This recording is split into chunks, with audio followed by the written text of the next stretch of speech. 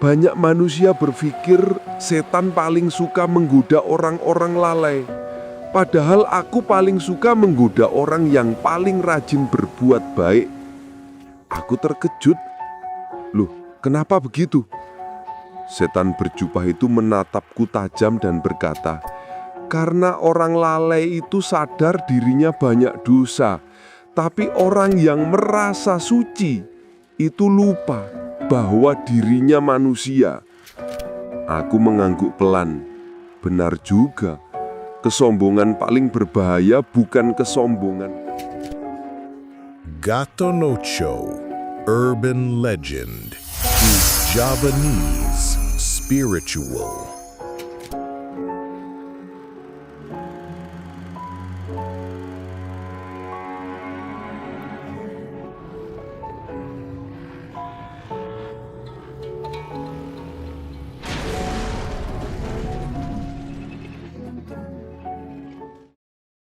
Ketika setan modern menyeduh kopi pertama. Warung kopi akhirat malam itu sunyi. Sunyi yang bukan kosong, tapi sunyi yang seperti sedang mengintai. Angin nyerintih pelan, membawa bau dupa, bau dosa, dan bau gorengan yang entah siapa yang masak. Di pojok warung aku, Gatoloco edisi lembut tapi tetap sarkas sedang menatap secangkir kopi hitam pekat. Kopi ini bukan kopi biasa. Ini kopi yang katanya bisa mengundang makhluk halus dan makhluk halus yang lebih halus dari makhluk halus. Setan modern. Loh, Gatoloco, setan itu bukannya kuno. Apa pula setan modern? Begitu tanya seorang anak muda yang duduk sambil main ponsel, tapi matanya tak pernah lepas dari layar. Aku cuma cengengesan. Setan itu upgrade terus. Kau pikir yang modern itu cuma manusia? Kopi hitam di depanku bergetar. Lalu dari aroma pahit itu muncul sosok samar. Berjas, bersepatu pantofel, rambut klimis, tapi matanya merah seperti lampu indikator lowbat. Ia menyapa dengan suara merdu seperti iklan bank digital. Perkenalkan, saya setan versi 7.3, telah diupdate kemarin malam. Aku tertawa sambil menepuk meja. Walah, sampean sekarang punya versi segala, kayak aplikasi. Dia tersenyum bangga, mengeluarkan tablet kecil dari balik sayapnya. Tentu dong, kami setan mengikuti zaman. Kuno itu yang masih berharap manusia sesat pakai rayuan jadul. Sekarang kami gunakan notifikasi, algoritma, dan upgrade ego manusia. Anak muda tadi melango. Ia menunduk pelan, takut-takut. Seakan aplikasi yang ia pakai itu juga bagian dari iblis 7.3 ini. Setan itu duduk, wajahnya ramah, tapi keramahan yang seperti marketing asuransi yang memaksa. Jadi, Gatoloco, kau undang aku malam ini untuk membahas tentang setan modern. Baik, mari mulai dari yang sederhana. Ia menunjuk ponsel anak muda tadi. Dulu, kami setan menggoda lewat bisikan. Sekarang, kami menggoda lewat scrolling tanpa ujung. Manusia sekarang tidak perlu dibisiki. Tinggal kami atur algoritmanya, selesai. Aku mengangguk. Berarti manusia sekarang bukan digoda oleh setan yang menyerupai perempuan, tapi digoda oleh notifikasi. Setan itu tertawa sambil memutar-mutar sendoknya. Notifikasi itu berat, biar aku saja. Dalam suasana yang makin dingin, aku jadi teringat pitutur Jawa lama. Ngluruk tanpa mbolo, menang tanpa ngasorake. Artinya, masuk tanpa tentara, menang tanpa merendahkan. Dulu, Pitutur itu untuk mengajarkan agar manusia punya kebijaksanaan. Ironisnya, setan modern menggunakan itu dengan cara terbalik. Setan modern tidak lagi menakut-nakuti dengan wujud menyeramkan, kata si setan 7.3.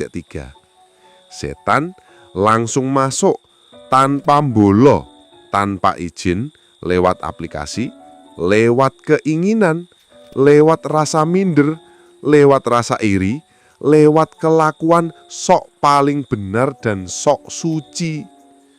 Aku tersenyum pahit.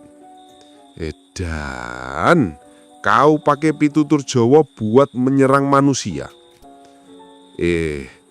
Jangan salahkan kami, katanya sambil merapikan jasnya. Manusia sendiri yang menyambut kami dengan tangan terbuka. Mereka sendiri yang membangun pintu-pintu baru ke dalam hati mereka. Kami cuma memanfaatkannya dengan profesional. Setan melanjutkan kata-katanya. Setan zaman dulu hanya punya jurus godaan. Setan modern punya fear of missing out, comparison anxiety, fake self-confidence, dan jurus pamungkas, validation addiction. Si anak muda terdiam. Ia menunduk, mungkin sadar bahwa sebagian dari hidupnya dikendalikan oleh hal-hal barusan. Dikendalikan oleh setan. Aku menepuk pundak anak muda tadi. Sudahlah, Le. Setan modernin itu memang begitu.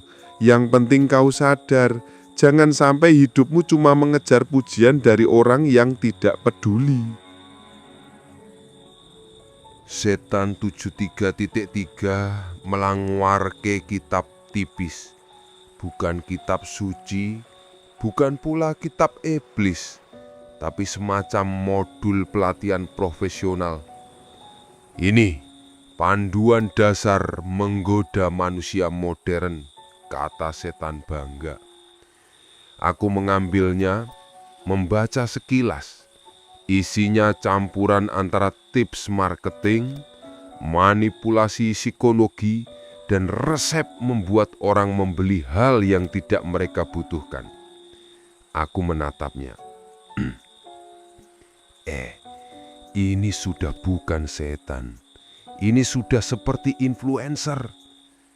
Setan itu tersenyum lebar. Apa bedanya, Katoloco? Semua berlomba-lomba mempengaruhi manusia. Bedanya, kami jujur bahwa kami jahat. Lah manusia sering tidak jujur bahwa mereka sedang menggoda sesama manusia. Aku terdiam sejenak. Kata-katanya menusuk. Sering masyarakat sibuk menyalahkan setan, padahal banyak setan dalam bentuk manusia yang lebih ahli dalam menipu dan menjerumuskan. Ono suluk Jawa yang berbunyi, setan iku saka rasa angkara. Yen ora dijogo, dadi setanmu dhewe. Artine, setan itu lahir dari rasa angkara. Bila tidak dijaga, kau sendiri menjadi setanmu. Dan malam itu, suluk tersebut terasa nyata. Setan modern bukan muncul dari neraka. Ia muncul dari dalam dada manusia sendiri. Ketika manusia membiarkan iri, tamak, haus validasi, su paling benar, dan ketakutan mengendalikan hidup. Warung kopi akhirat mulai diterangi cahaya remang. Asap kopi membentuk siluet wajah-wajah yang aku kenal. Wajah manusia yang hidupnya dihabiskan mengejar citra, bukan jiwa. Setan 7.3 menatapku serius dan berkata, "Kau ingin bercerita tentang setan modern kepada manusia?" Tanyanya pelan. "Tentu," aku menjawabnya masih menatap kopi. "Supaya mereka sadar bahwa setan itu tidak pernah jadul. Yang jadul itu manusia yang masih suka menyalahkan makhluk lain. Padahal yang harus diperangi adalah nafsu di dalam diri manusia itu sendiri. Setan itu tersenyum dan berkata, "Baiklah, Gatholoco, aku izinkan. Lagi pula, untuk apa aku menghalangi? Bukankah manusia tetap akan kembali padaku?" Ia mengedipkan mata, lalu aromanya hilang, kursinya kosong, kopinya menguap seperti mimpi buruk yang terlalu sopan. Anak muda tadi terperangah dan bertanya, "Gatholoco, itu beneran setan?" Aku menjawab dengan masih menatap kopi. "Setan itu seperti paket internet, Le. Kau tidak lihat wujudnya, tapi kau merasakan pengaruhnya." Aku menghela nafas, dan malam ini baru pembukaannya.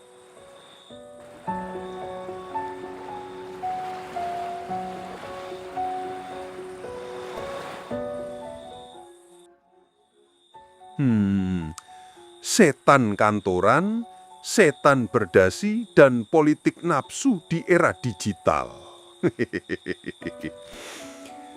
Warung kopi akhirat kembali meriang oleh aroma kopi yang mendidih pelan. Malam belum tua, tapi rasa-rasanya dunia sedang terbakar oleh kesibukan manusia. Aku, Gatholoco dengan sandal jepit warisan dari zaman Mojopahit, duduk sambil mengusap greda. Bukan sesak, tapi heran. Heran betapa manusia zaman sekarang semakin sibuk tapi semakin kosong. Baru saja aku meletakkan gelas kopiku, tiba-tiba muncul suara sepatu bergesek, cit cit, seperti suara sepatu sport berjalan di lantai marmer. Dari arah pintu warung yang tidak pernah aku lihat punya pintu, masuklah sesosok makhluk jangkung, rapi, memakai dasi, membawa kertas kerja. Sosok itu melangkah mendekat, sambil memberi salam dengan sopan yang mencurigakan. "Selamat malam, Pak Gatholoco. Perkenalkan, saya setan kantoran divisi distraksi dan manipulasi." Kupandangi ia dari atas ke bawah. Rapi, wangi, tapi matanya memancarkan sinar yang seperti lampu kantor pukul 3 pagi. Capek tapi memaksa hidup. Aku menghela napas. "Kowe iki le, apa tidak capek menggoda manusia dengan cara begini?" Setan itu tersenyum halus. "Tidak, Pak. Yang capek justru manusia sendiri. Tugas saya hanya menambah target, impian palsu, dan kecemasan-kecemasan baru." Anak warung yang sedang goreng bakwan terpleset mendengar itu. Ia bertanya, "Loh, bukannya manusia harus punya cita-cita tinggi?" Setan kantoran menatapnya sambil merapikan dasi dan berkata, "Cita-cita itu baik, tapi kalau cita-citanya dibandingkan dengan pencapaian hidup orang lain, itu baru makanan saya."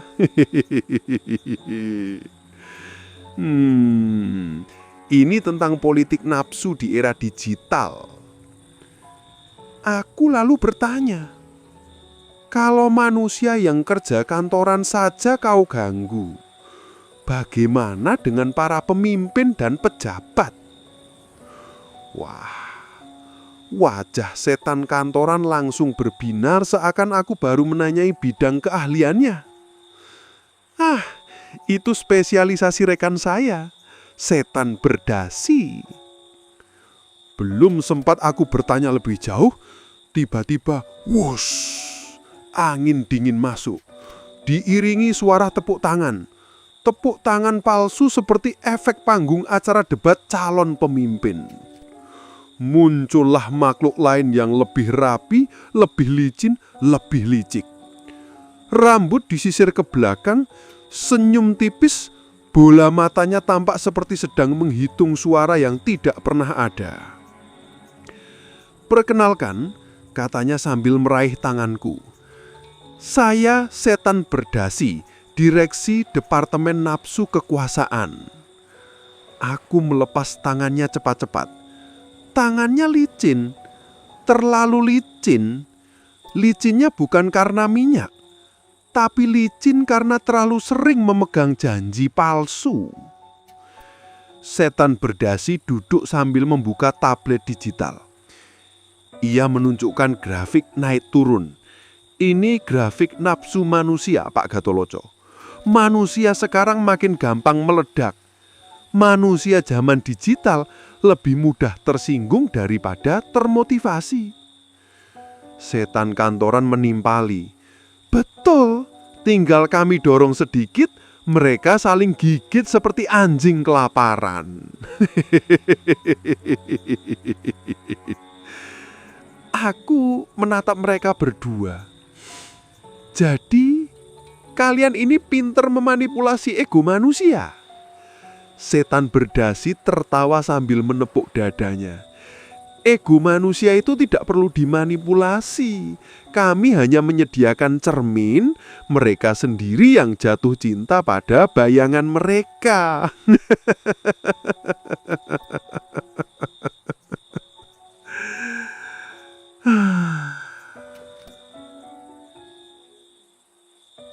Aku memejamkan mata sebentar, mengingat sebuah pitutur dari serat Ulang Reh.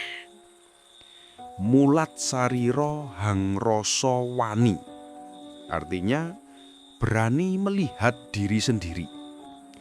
Kupandangi dua setan modern di depanku. Kalian membuat manusia lupa bercermin ke dalam. Manusia sekarang lebih suka bercermin ke layar ponsel daripada bercermin kepada jiwanya. Setan Berdasi tersenyum sombong dan berkata, "Lah itu enake zaman ini. Kami tak perlu mengirimkan banyak setan turun ke bumi. Teknologi dan nafsu manusia sudah bekerja sama dengan sangat baik." Setan Berdasi itu menepuk tablet dan berkata, "Kami cuma sediakan template-nya. Manusialah yang menyebarkannya lewat media sosial." Anak muda yang dari tadi duduk di pojok berkomentar, "Loh, berarti kami sendiri yang menyebarkan tipu daya setan."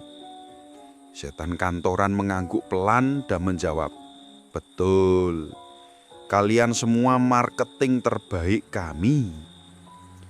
Aku tersenyum getir, lalu kukisahkan sebuah hikayat sufi lama. Ada seorang raja yang selalu dihantui bayangannya sendiri. Kemanapun ia pergi, bayangan itu mengikuti, mengawasi, menghantuinya. Ia lalu memanggil tabib spiritual. Raja itu bertanya, "Bagaimana caranya agar bayanganku hilang?" Sang tabib menjawab, "Berlarilah ke tempat paling gelap." Raja pun berlari ke lorong-lorong gelap, gua, lembah, tapi bayangannya tetap menempel. Akhirnya ia kembali dalam kelelahan. Tabib lalu berkata, "Bayangan itu tidak hilang jika kau lari. Hilang bila kau menyalakan cahaya." Aku menatap Setan Berdasi dan berkata, "Kira-kira begitu manusia sekarang. Mereka berlari dari kekosongan jiwanya, lalu mengejar cahaya palsu yang kalian tawarkan." Setan Berdasi menjawab sambil tersenyum terlalu manis, "Yang penting mereka berlari, bukan ke arah kami, tapi ke arah keinginan mereka sendiri. Nafsu era digital lebih cepat dari kecepatan cahaya." Setan kantoran berkata pelan, "Nafsu manusia sekarang tidak berjalan, ia berlari." Setan Berdasi menimpali, Bahkan kami setan pun kewalan. Kalau manusia zaman dulu digoda dengan sedikit harta, mereka terpikat. Sekarang mereka minta ketenaran, validasi instan, pengakuan publik, dan pengikut yang banyak walau tidak ada gunanya. Aku mengetuk meja dan bertanya, "Jadi sebenarnya kalian tidak kuat, tapi manusia memberi peluang?" "Betul sekali," jawab kedua setan. "Politik nafsu, komedi hitam zaman ini." Aku bertanya pada setan berdasi, "Bagaimana dengan para pemimpin?" Setan berdasi tertawa berbahak-bahak. Itu pangsa pasar terbaik kami. Mereka suka sekali dipuji. Mereka mencintai sorotan lebih dari hasil kerja. Banyak pemimpin itu bukan dipilih, tapi mereka memilih hawa nafsu mereka untuk dipertuhankan. Setan berdasi menunjuk grafiknya lagi dan berkata, "Nafsu kekuasaan selalu naik. Nafsu melayani rakyat, itu grafiknya rendah sekali, hampir flat." Aku garuk-garuk kepala. Manusia makin edan. Bukan Pak Gotoloco, manusia modern terlalu takut dianggap tidak berharga. Mereka lupa bahwa nilai diri bukan dari jabatan, tapi dari kemurnian hati. Aku menatap keduanya dan bertanya, "Lalu apa tujuan kalian datang kemari?" Setan kantoran berdiri dan menjawab, "Kami hanya ingin mengabarkan bahwa setan modern tidak lagi menakut-nakuti. Kami menyamar sebagai agamawan, motivasi, ambisi, pencapaian, dan kebutuhan akan pengakuan." Setan berdasi merapikan dasinya sambil berkata, "Dan manusia menyukai kami. Itu yang membuat pekerjaan kami mudah." Angin berputar. Kedua makhluk itu perlahan memudar seperti asap dupa yang enggan pergi. Aku menatap kopi di depanku. Edan. Ternyata setan modern lebih sopan dari manusia, tapi lebih mematikan. Anak warung bertanya pelan, "Terus kita mesti gimana, Mbah?" Aku menghela napas panjang. "Besok kita lanjutkan. Masih ada bagian tersulit, yaitu setan yang tidak kelihatan dari luar, tapi hidup di dalam dada."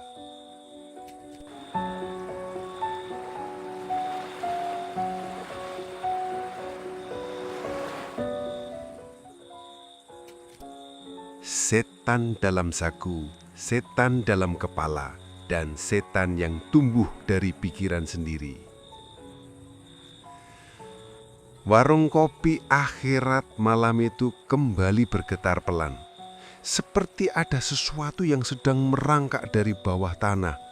Bukan gempa, bukan tikus, tapi suara-suara halus yang sering terdengar ketika manusia sedang sendirian. Bisikan kecil dalam kepala. Aku mengaduk kopi. Asapnya naik perlahan, membentuk bayangan wajah manusia. Wajah yang resah, wajah yang lupa tidur, wajah yang suka membandingkan hidupnya dengan hidup orang lain yang dipoles filter digital. Dan dari asap itu muncullah sosok mungil, bentuknya kecil, lucu tapi menyebalkan. Ia duduk di atas sendok kopi sambil mengayun-ngayunkan kakinya. Sosok mungil itu berkata, "Halo, Gatoloco."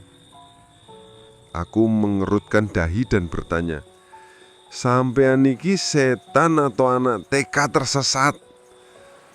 Sosok mungil itu tertawa cekikikan dan menjawab, "Aku setan versi mikro, divisi internal.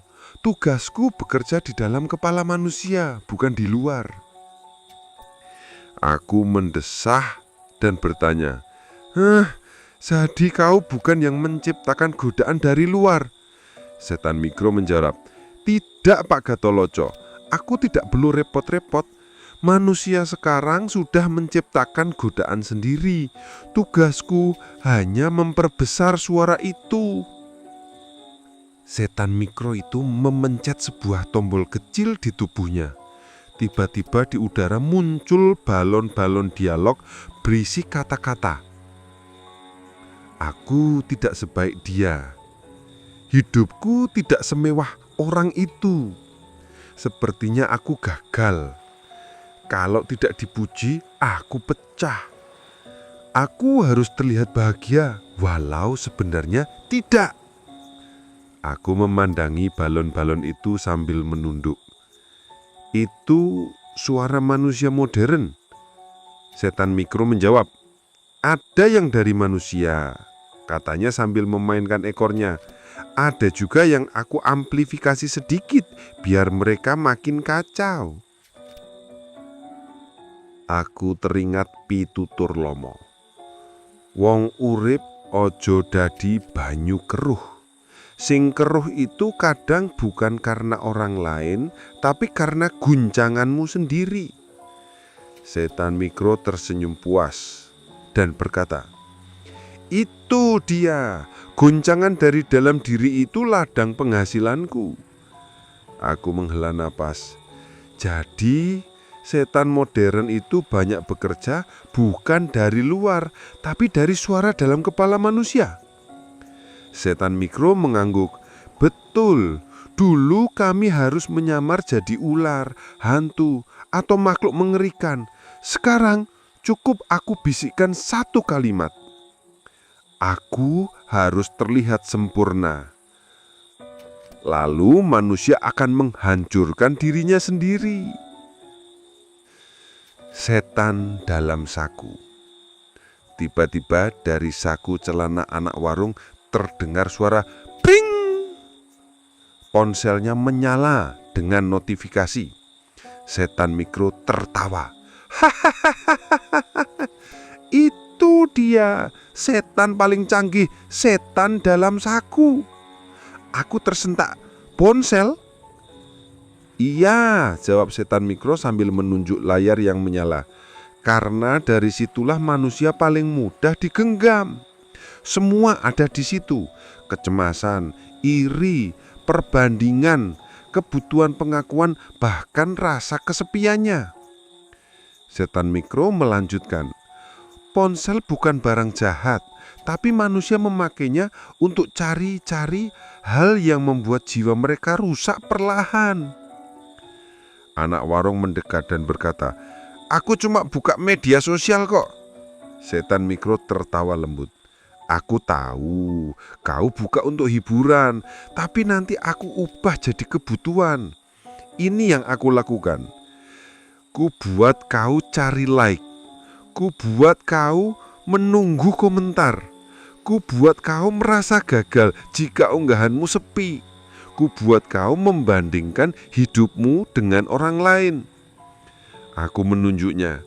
"Jadi kau membuat manusia ketagihan validasi?" "Tidak Pak," jawab setan mikro sambil mengedipkan mata. "Manusia duluan yang suka dibandingkan. Aku cuma memolesnya supaya mereka kecanduan." Kisah pemuda yang punya dua bayangan. Aku teringat sebuah cerita lama. Ada seorang pemuda yang berjalan ke pasar setiap hari. Ia punya dua bayangan. Satu bayangan mengikuti tubuhnya, satu lagi mengikuti keinginannya. Bayangan tubuhnya lurus, weneng. Bayangan keinginannya selalu membesar, lebih besar dari dirinya sendiri. Semakin banyak keinginannya, semakin besar bayangannya. Hingga suatu hari bayangan itu menelannya. Setan mikro bersiul dan berkata, "Itu dia. Nafsu manusia itu seperti bayangan. Mereka sendiri yang menumbuhkannya sampai memakan mereka." Aku menatapnya tajam. Kau ini sebenarnya setan atau dosen psikologi? Setan mikro tertawa sambil berkata, kami setan sudah manusiawi sejak lama. Justru manusia yang semakin menyerupai setan. Setan yang lahir dari pikiran sendiri. Setan mikro berdiri di atas meja. Gatolocoh, aku tunjukkan sesuatu. Ia membuat layar tipis muncul. Di situ tampak manusia-manusia modern. Seseorang yang tersenyum di foto tapi menangis ketika sendiri. Seseorang yang memamerkan kekayaan padahal hutangnya menumpuk. Seseorang yang memaki orang lain demi komentar dan perhatian. Seseorang yang merasa hidupnya kacau karena melihat kesuksesan palsu orang lain. Semua itu, kata setan mikro, adalah pekerjaanku. Tapi tahu rahasianya? Ia mendekat ke telingaku dan berbisik. Sebagian besar dari itu bukan aku yang buat, tapi manusia sendiri yang menciptakan. Aku terdiam. Setan mikro menunjuk kepalaku. Setan modern paling menakutkan bukan yang berasal dari neraka, tapi yang lahir dari pikiran manusia. Rasa takut, rasa tidak cukup, rasa harus menyenangkan semua orang, rasa ingin terlihat hebat. Setan mikro mengelap nafas dan berkata, manusia menciptakan setan dari kegelisahannya sendiri. Kami setan asli hanya memperbesar sedikit saja. Setan cermin. Tiba-tiba muncul sosok lain. Tubuhnya seperti kaca. Wajahnya berubah sesuai siapa yang melihatnya. Itulah setan cermin. Setan cermin bicara dengan suara bergema. Tugasku sederhana. Aku menunjukkan kepada manusia apa yang ingin mereka lihat, bukan apa yang sebenarnya. Aku menelan ludah. Ini setan narsisme. Setan cermin mengangguk sambil berkata, aku membuat manusia jatuh cinta pada bayangan mereka, bukan karena mereka merasa berharga, tapi karena mereka takut dianggap tidak berharga. Setan mikro berbisik. Setan cermin ini paling laris di masa sekarang karena orang-orang semakin takut gagal terlihat sempurna. Setan cermin menambahkan, manusia tidak butuh aku untuk jahat. Cukup aku tunjukkan bayangan kesombongan sedikit saja, sisanya mereka lakukan sendiri. Dalam sebuah suluk kuno pernah disebutkan, setan iku katon saka nafsu sing ora ana enteke. Setan itu tampak dari nafsu yang tidak ada ujungnya. Bukan tanduk, bukan sayap, bukan wujud menyeramkan. Setan adalah ketika manusia berkata, aku harus lebih dari orang lain. Aku harus terlihat lebih sempurna. Aku tidak boleh kalah. Aku harus dipuji. Itulah awal mula lahirnya setan modern dalam dada. Pertanyaan anak warung. Anak warung itu mengangkat tangan. Mbah Gatoloco, kalau begitu bagaimana cara melawan setan model begini? Mereka bukan makhluk luar, tapi suara batin. Aku menyemu dan menjawabnya. Justru itu, yang paling sulit dilawan adalah setan yang kau pelihara sendiri. Setan mikro mengangguk santai sambil berkata, "Betul, kau melawanku bukan dengan ritual rumit, tapi dengan 3 hal sederhana. 1, sadari pikiranmu. 2, jangan percaya semua ketakutanmu. 3, jangan bandingkan jalan hidupmu dengan orang lain."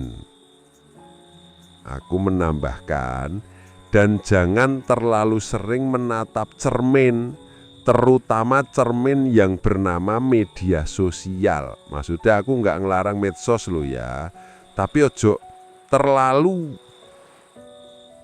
Setan mikro melompat ke pundakku sebentar lalu menghilang ke dalam asap kopi.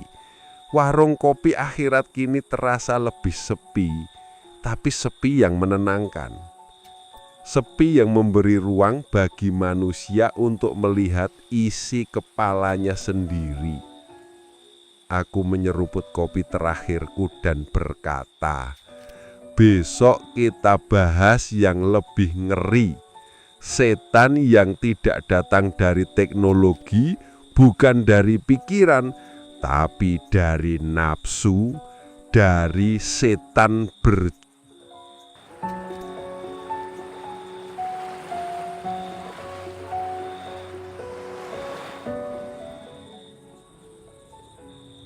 Setan berjubah agama. Ketika kesalehan jadi kostum, bukan cahaya. Malam di warung kopi akhirat mendadak berubah dingin. Dingin yang bukan dari angin, tapi dari sesuatu yang biasanya muncul ketika manusia terlalu sibuk terlihat suci, tapi lupa menjadi manusia. Aku Gatoloco mengaduk kopi pelan, lalu tanpa disangka-sangka muncul bau harum. Harum wangi seperti dupa, seperti parfum mahal, seperti kesalehan yang dibungkus rapi. Dari balik asap kopi, muncul siluet seseorang yang sangat rapi. Ia memakai jubah putih. Sorbannya mengkilat, giginya putih seperti iklan pasta gigi, dan langkahnya begitu pelan, begitu teratur, seolah ia tidak menginjak tanah. Ia memberi salam, suaranya lembut, rapi, sopan. "Assalamualaikum, Gatoloco." Aku mengangguk pelan dan menjawabnya, "Waalaikumsalam. Sampean ini siapa? Malaikat atau sales kitab?" Setan itu tersenyum manis, terlalu manis, dan berkata, "Perkenalkan, aku setan berjubah agama, divisi kesalehan pura-pura." Anak warung yang sedang membawa teko hampir menjatuhkan semuanya. Aku berkata, "Waduh, setan kok penampilannya kayak penceramah terkenal." Setan berjubah itu tertawa kecil dan berkata, "Lah iya, setan itu tidak mungkin muncul pakai tanduk kalau mau menggoda orang-orang saleh. Kalau targetku orang pinter agama, ya aku tampil sok maha benar dan lebih suci dari mereka." Setan berjubah itu duduk perlahan. Gerakannya begitu penuh wibawa, sampai-sampai kursi tua warung kopi akhirat tidak berani berderit. Kesalehan, cahaya, atau kostum. Setan berjubah agama membuka kitab tebal. Sampulnya indah, tapi ketika aku lihat isinya, kosong, kertas putih semua. Aku mengerutkan dahi dan bertanya kepadanya, "Apa ini kitab palsu?" Setan berjubah tersenyum sambil menunjuk halaman kosong itu, sambil berkata, Itulah hati orang-orang yang memakai agama sebagai pakaian saja. Mereka hafal banyak ayat dan dalil, tapi hatinya kosong. Anak warung menelan ludah sambil bertanya, "Kosong? Sebudi itu?" "Iya," jawab setan berjubah itu lembut. "Karena mereka belajar agama untuk terlihat benar, bukan untuk menjadi baik." Aku memejamkan mata dan bertanya, "Jadi kau menggoda orang-orang yang tampak suci?" Setan berjubah itu mengangguk dan berkata, "Tentu, orang yang merasa suci itu paling mudah dibolak-balik. Mereka sudah yakin bahwa dirinya terbaik, jadi mereka tidak merasa perlu bercermin lagi." Aku teringat pitutur lama. Wong urip ijo ojo mung pinter sembayang, nangin ojo lali uripmu kudu dadi sembayang. Sembayang itu baik, tapi hidupmu sendiri seharusnya menjadi sembayang. Setan berjubah itu menimpali, "Nah, sekarang banyak yang rajin ritual, tapi kelakuannya lebih pedas dari cabai rawit." Setan berjubah itu menyalakan layar kecil, tampak manusia-manusia modern. Orang yang rajin ibadah, tapi suka menghina orang lain. Orang yang kutip ayat di media sosial untuk menyerang, bukan mengajak. Orang yang pamer kesalehan demi komentar dan pujian. Orang yang mengaku dekat dengan Tuhan, tapi jauh dari perasaan sesama. Aku menghela napas dan berkata, manusia itu ternyata tidak butuh setan untuk jadi kejam. Mereka hanya butuh sedikit rasa lebih suci. Setan berjubah itu tersenyum puas sambil berkata, "Itu dia bahan bakar utamaku, kesombongan berkedok ibadah dan ketakwaan. Aku tidak menggoda yang lemah, aku menggoda yang merasa suci." Setan berjubah itu berkata pelan, "Banyak manusia berpikir setan paling suka menggoda orang-orang lalai. Padahal aku paling suka menggoda orang yang paling rajin berbuat baik." Aku terkejut. "Loh, kenapa begitu?" Setan berjubah itu menatapku tajam dan berkata, "Karena orang lalai itu sadar dirinya banyak dosa, tapi orang yang merasa suci itu lupa bahwa dirinya manusia." Aku mengangguk pelan. Benar juga, kesombongan paling berbahaya bukan kesombongan harta, bukan kesombongan ilmu, tapi kesombongan spiritual. Setan berjubah itu menambahkan, kalau orang sombong karena kaya, mudah mengingatkannya. Tapi kalau orang sombong karena merasa paling benar, siapa yang berani menegurnya? Ia menutup kitab kosong itu pelan. Itulah saat aku paling kuat. Kisah sufi orang saleh yang dikelabui setan. Aku lalu menceritake sebuah kisah lama. Ono seorang ahli ibadah sing setiap hari nangis saat berdoa. Ia bangga karena ia merasa paling dekat dengan Tuhan. Suatu malam ia bermimpi bertemu malaikat. Malaikat berkata, "Suaramu indah, tapi hatimu keras." Orang itu marah. "Aku paling rajin berdoa. Aku paling tekun. Bagaimana bisa hatiku keras?" Malaikat berkata, "Karena kau berdoa untuk membuktikan bahwa kau lebih baik dari orang lain, bukan untuk mendekat kepada Tuhan." Dan ketika bangun, ia mendapati dirinya sedang tertawa. Karena ternyata yang datang dalam mimpinya bukan malaikat, tapi setan berjubah agama. Setan berjubah di depanku menepuk dada dan berkata, "Itu aku. Sudah lama aku bekerja seperti itu." "Ibadahmu bagus, tapi egomu lebih besar dari sajadahmu." Setan berjubah itu melanjutkan, "Aku tidak pernah melarang manusia beribadah. Justru aku mendorong mereka lebih rajin, tapi dengan niat berbeda." Lalu setan berjubah membuat daftar di udara. Beribadah untuk dipuji, beramal untuk direkam, menasehati untuk menghina, mengutip kitab suci untuk membungkam orang lain, merasa paling benar hanya karena ritualnya paling banyak.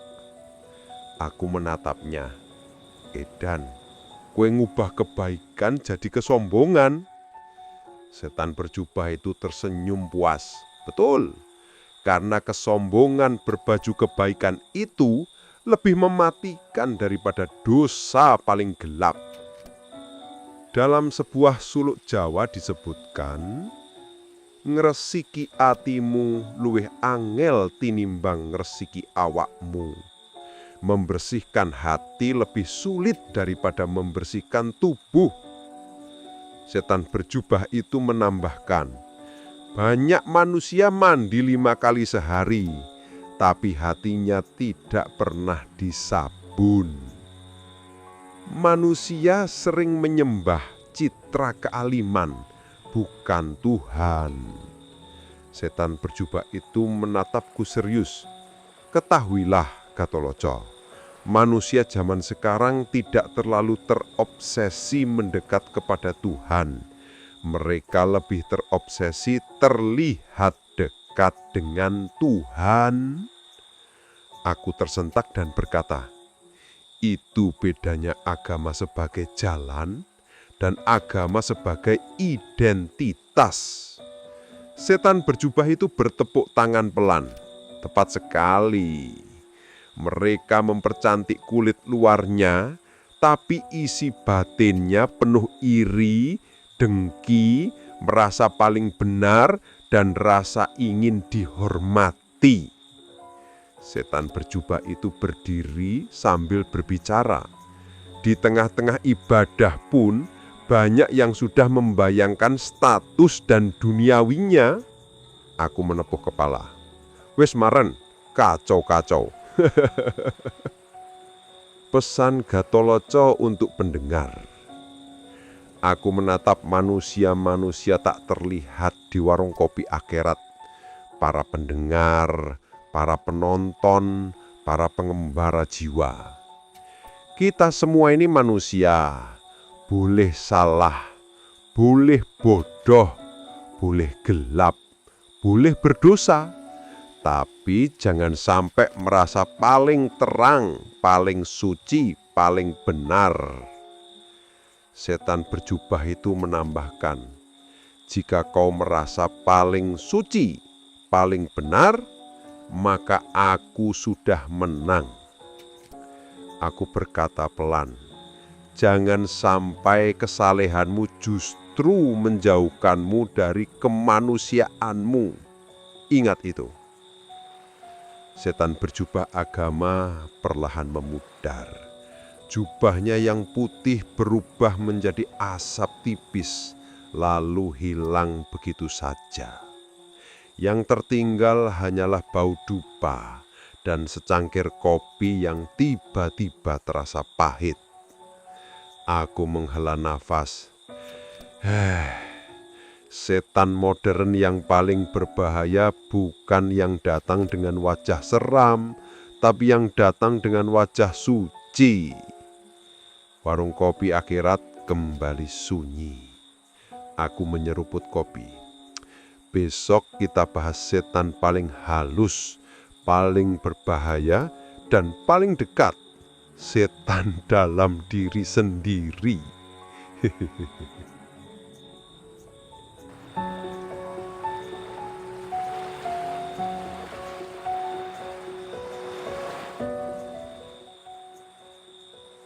Warung kopi akhirat malam itu hening. Hening yang bukan berarti sepi, tapi hening yang seperti sebelum hujan turun. Udara bergetar, daun tak bergerak, dan kopi tiba-tiba terasa lebih pahit dari biasanya. Aku, Gatholoco, duduk di bangku kayu yang sudah tua umurnya, warisan dari Majapahit. Bangku yang mungkin pernah diduduki malaikat, mungkin juga setan, atau mungkin hanya kucing kampung yang punya banyak dosa. Di hadapanku, cangkir kopi hitam mengepul. Asapnya berputar-putar seperti makhluk halus yang bingung mau menghantui siapa. Lalu aku berkata pelan, "Wis wayahe, saatnya kita bicarakan setan yang paling halus, paling licik, paling susah dideteksi. Setan yang bahkan tidak tahu dirinya setan. Setan berjubah agama sudah kita bahas, tapi ada finalnya, bos. Setan yang hidupnya justru tidak berbentuk apapun, tidak punya jubah, tidak punya tanduk, tidak punya ekor. Ia bukan makhluk, ia adalah diri kita sendiri. Dan disinilah penutup agung ini dimulai. Setan paling berbahaya adalah yang sekamar dengan kita." "Gatholoco, apa setan itu ada wujudnya?" "Ada, bro. Kadang berkepala kambing, kadang bersayap hitam, kadang berjubah putih, kadang bertaring emas. Tapi setan yang sebenarnya tidak butuh bentuk. Ia cuma butuh satu hal, tempat tinggal dalam pikiran manusia. Sebab setan paling nyaman adalah ketika kita tidak sadar bahwa setan sudah berkembang biak beranak pinak di kepala kita. Ia bikin sarang, bikin kontrakan, bikin kos-kosan spiritual. Dan tahu apa yang lebih parah? Kita yang bayar listriknya. Ya, manusia yang memelihara nafsunya sendiri adalah donatur tetap setan. Sumbangan tanpa kwitansi, tapi tiap bulan tetap ada tagihan. Dan ketika kita marah, iri, sombong, dengki, sok suci, setan itu tepuk tangan seperti penonton konser dangdut kampung. Pitutur Jawa untuk menampar nafsu di serat Wedatomo ada kalimat, "Nafsu iku tan kena den sirnakake, mung kena den kendalike." Artinya, nafsu itu tidak bisa dihilangkan, hanya bisa dikendalikan. Tapi apa yang dilakukan manusia modern?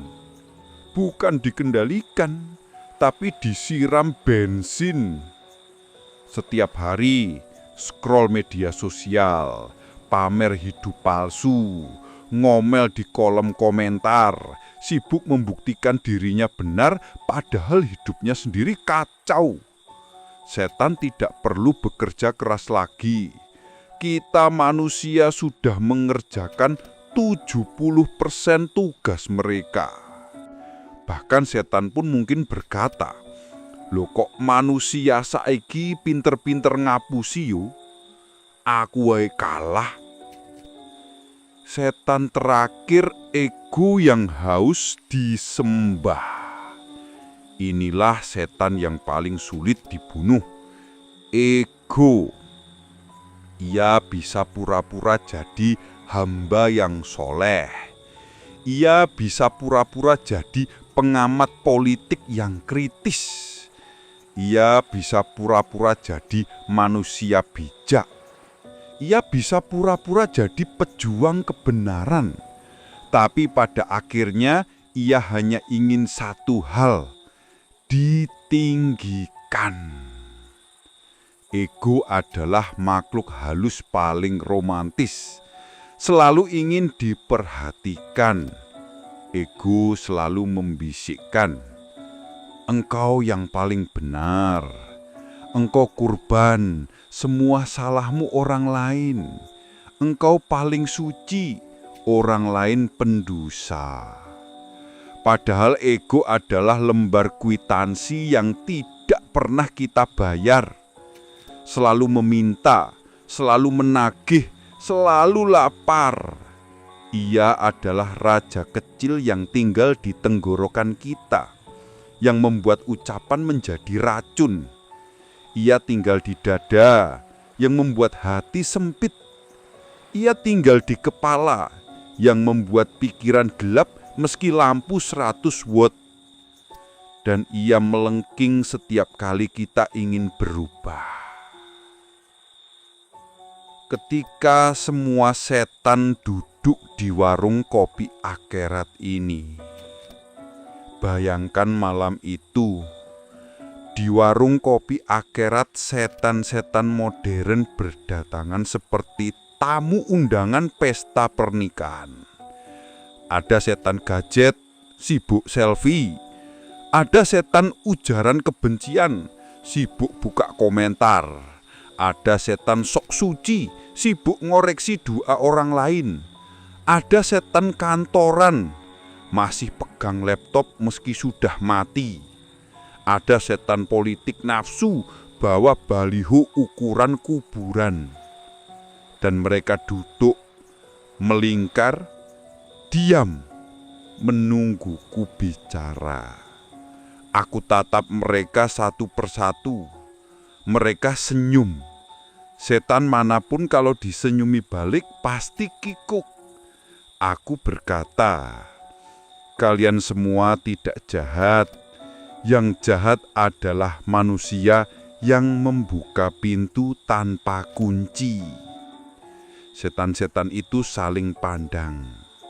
Mereka tahu tugas mereka mudah bukan karena mereka kuat, tapi karena manusia mudah dijebak ketakutannya sendiri. Suluk sebagai obor di gelap pikiran. Dalam Suluk Linglung ada kalimat, "Sapa ngerti ing rasa, iku ngerti ing rasa Gusti." Artinya, siapa mengenali rasa dirinya, ia akan mengenali rasa Tuhan. Tapi di zaman modern, manusia mengenali rasa kopi susu lebih cepat daripada rasa jiwanya sendiri. Mengenali notifikasi lebih cepat daripada suara hatinya. Mengenali gosip lebih cepat daripada mengenali penyakit batinnya. Maka aku katakan, suluk bukan teks mistis, bukan mantra kuno, bukan kalimat sakral. Suluk adalah momen saat kau menatap batin sendiri dan berkata, "Aku ini siapa?" Sebenarnya, di situ setan paling modern pun mundur pelan-pelan, karena mereka tidak tahan menghadapi manusia yang mau jujur pada dirinya. Di luar sana, angin malam bergerak pelan, daun bergesek, lampu warung berkedip, seakan alam pun mengangguk tanda setuju. Pesan akhir Gatholoco untuk yang menonton kanal Gatholoco ini. Kita bukan makhluk yang sempurna. Kita bukan malaikat. Kita bukan iblis. Kita adalah manusia, makhluk yang diberi pilihan. Pilihan untuk tertawa, pilihan untuk marah, pilihan untuk rendah hati, pilihan untuk sombong, pilihan untuk menutup pintu bagi setan yang halus, atau membiarkan mereka membuka warung cabang di kepala kita. Maka, jika di luar sana kau melihat setan modern, setan gadget, setan politik, setan kantor, setan agama, setan komentar YouTube, jangan buru-buru mengutuk. Lihat dulu cermin. Siapa tahu ada yang berdiri di belakangmu. Atau lebih buruk lagi, ada yang sudah menyamar jadi dirimu sendiri. Aku angkat cangkir terakhir malam itu. Asap kopi berubah menjadi kabut tipis yang melayang ke langit. Dan aku Gatholoco berkata, jika kau ingin bebas dari setan modern, bebaskan dulu dirimu dari bayangan yang kau ciptakan sendiri. Begitu kata Gatholoco. Begitu kata kopi. Begitu kata malam. Dan begitulah penutup agung kita malam ini. Di warung kopi akhirat. Seruput terakhir, hening, lalu tawa kecil. Setan modern tidak apa-apa. Yang penting kau jangan lebih setan daripada setan itu sendiri. Siro elengo membangun laku sejati.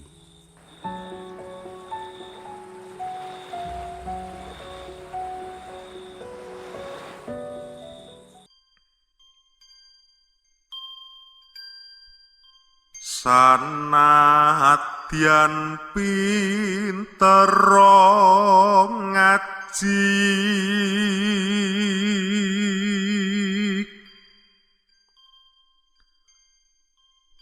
lamun ninggal tata krama,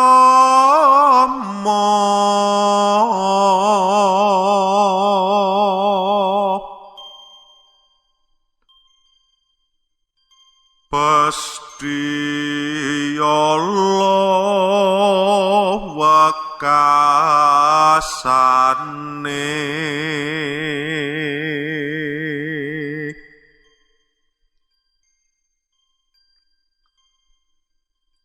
Sinandu marang wong tuwa,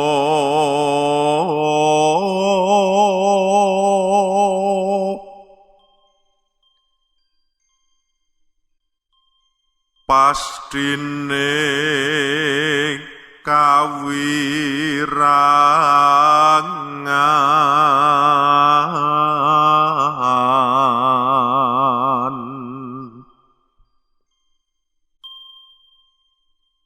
Iku wis terusing kukuh.